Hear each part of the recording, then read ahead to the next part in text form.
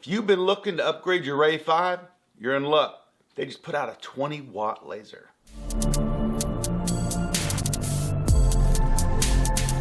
You may recognize this machine. This is the Longer Ray5 10-watt.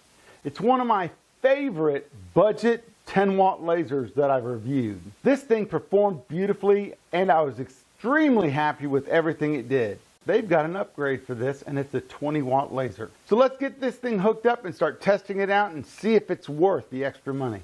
So after opening the box, what you get in the box, you get the laser head, which is giant compared to that one. New limit switches and hardware, a new power, new cords, and a new holding bracket. You may be wondering what's in this white box. The air assist that you're going to need when you have a 20-watt laser.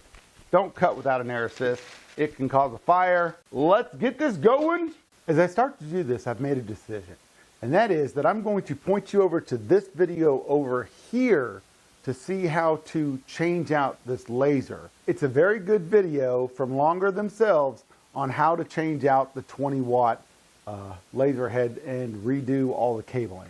So go check that out after you see how well this thing performs, or how well it doesn't perform, because I haven't done it yet. So let's get started with that. Okay, that took me a little over 25 minutes to get done. I think the hardest thing I did was put this new gantry holder thingy plate all together. That was the hardest thing about this. Undoing the cabling and stuff was fairly easy. So now this machine has limit switches. Down here, make sure you put this one at 72 millimeters and this one up here at 33. Just because you change over to the 20 watt doesn't mean you don't want to still use your 10 watt. There may be instances where you don't want to use a 20 watt and you want to go back to this one. I put everything into a box and I'll mark it Longer Ray5 10 watt and I'll put it up on the shelf, and if I ever want to revert back, then I can. Now what everybody's been waiting for, let's test the 20 watt laser out from Longer and see how well it works. At the end, I'll come back and I will tell you all the things I liked about it and even some of the things I didn't like. All right, so what we're going to do now is an engraving test from 10% to 50%, and from, I think, 3,000 speed, that's millimeters per minute, up to, I think, 10,000.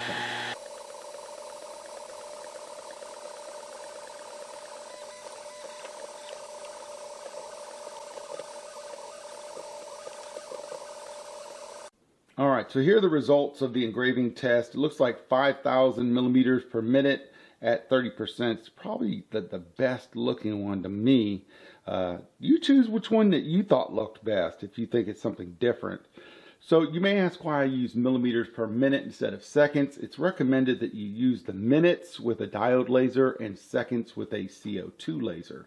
The next thing we're going to do is a cut test, and we're going to see how well this thing cuts out and at what power and speed is the best. And this is 3 millimeter ply. And here's the cut test right here. You can see right here, 800 millimeters at about 70% is probably right optimal. And these are all one cut, so that's pretty darn good if you ask me. So what we're going to do here is we're going to run a color engraving test on this stainless steel.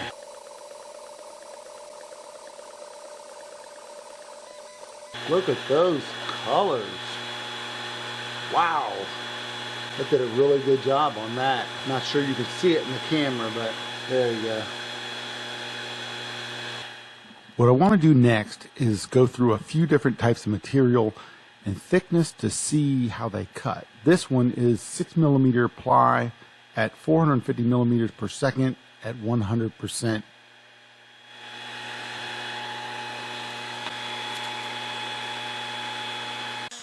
Okay, now I want to try to get a little bit thicker and use material that I'm going to use for everyday practice, like 12 millimeter plywood.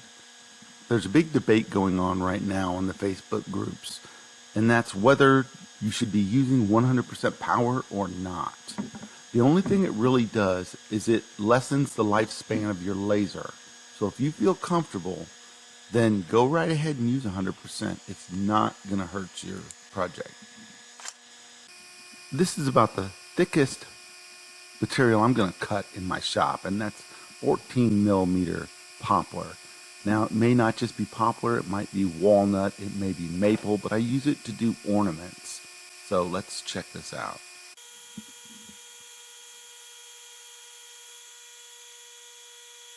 This is 25 millimeter Purple Heart, and I was just messing around trying to see if I could get it to cut in one cut, and as I expected, it did not cut through. Oh, I don't show it here.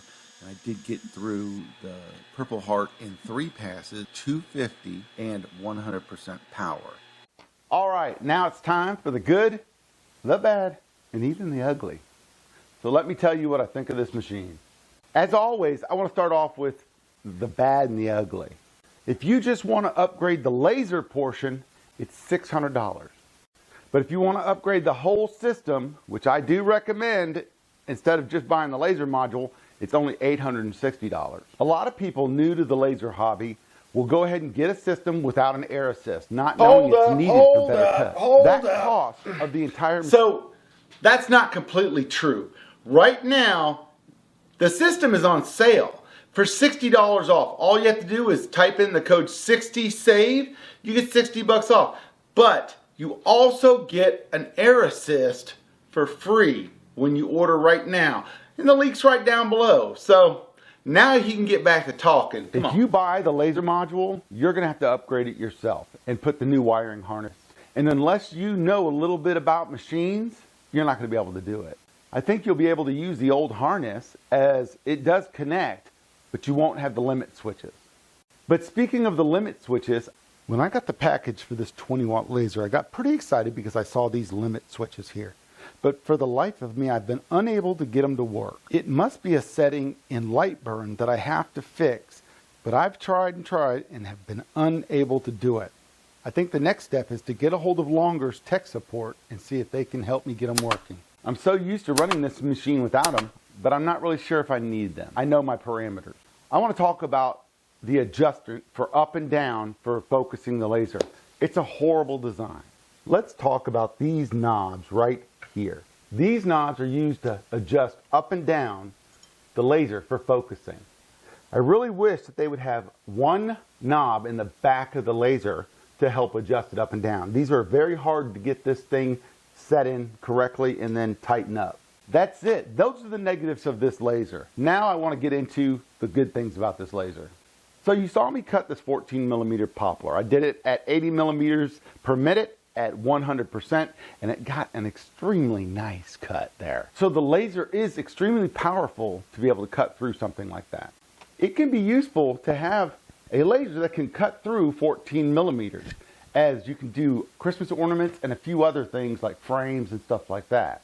Besides that, I'm not going to cut anything much thicker than that. The 20 watt laser now has an integrated air assist. That is a major upgrade to these systems. As cutting wood, you require to have an air assist. Because when cutting plywood, it's important that you have air assist to help you with a better cut. It also cuts down the soot that's on the material. I like the new safety window that's on the bottom of the laser to protect your eyes. You can see through it so you can still see the spot, but it still protects you from the laser. So I'm asked a lot about the metal marking and the color. Well, this is done by different intervals, different speeds, and different powers for the laser. It just discolors the metal. So this laser is able to do that, and you saw how crisp those colors are. There's a bunch of them right there. Not really sure how many colors that it can do, but I'd say somewhere around 300, 250 maybe. I don't know. So the question is, would I recommend this laser? The laser is solid. It's a very good laser, and it cuts really good. As for the cost, would I suggest that you upgrade your laser? At $600, I don't see that it's worth it. But if you're buying a new machine and you're looking for a 20 watt upgrade, this is the machine. It's only $860 plus about $80 for the air assist, so you're all in at about $940. And here's the cut. Remember that cut test I did? You saw on the cut test, it cuts extremely well. I'd put it up against any other 20-watt laser on the market. Look, I've tested a few Longer machines, whether it be laser or 3D printer, and their quality is beyond reproach. I've never had an issue with any of them doing what they're supposed to do and not breaking. I've never had to contact customer service. So there it is. There's what I think about this 20-watt laser. Like I said, I'm not reviewing the whole machine because you can see that right over here on the 10-watt one. But if you're interested in a 20-watt machine and you don't want to break the bank, head over and check this machine out, the whole complete machine, not the laser head. All right, until next video, stay cool.